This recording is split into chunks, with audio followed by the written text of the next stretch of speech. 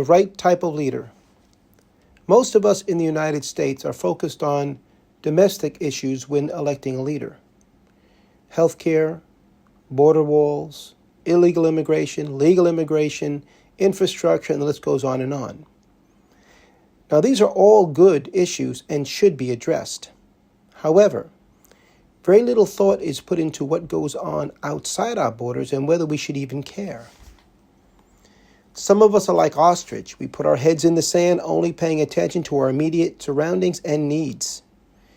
We inundate ourselves with streaming movies, shopping, the newest gadget, or the fanciest car. For if we realize the dangers that are posed by mishandling of international affairs by incompetent, unqualified representatives and or leaders, we might not sleep at night.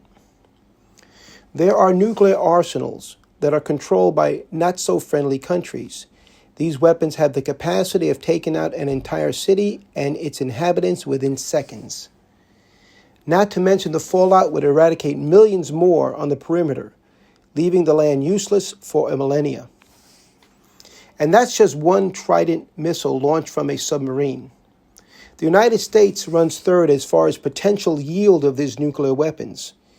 It appears that we would have more of them, although there are other countries such as Russia, followed by China, in which these nuclear weapons yield much more destructive power.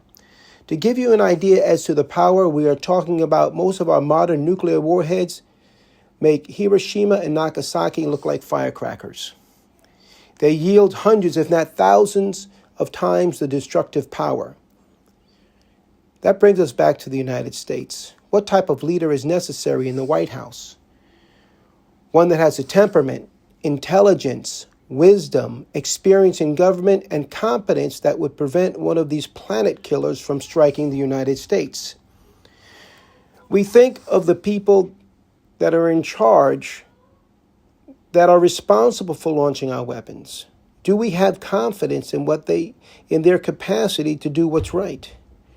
Realizing that a launch of any nuclear weapon would be devastating because it would initiate a cascading effect that would destroy the entire planet. In essence, there are no winners in a nuclear conflict. That's why it's so important to have extremely competent leaders. Looking at the man that has been chosen in this election scares me to death. This is what nightmares are made of. All the characteristics that I explained earlier are absent in this individual.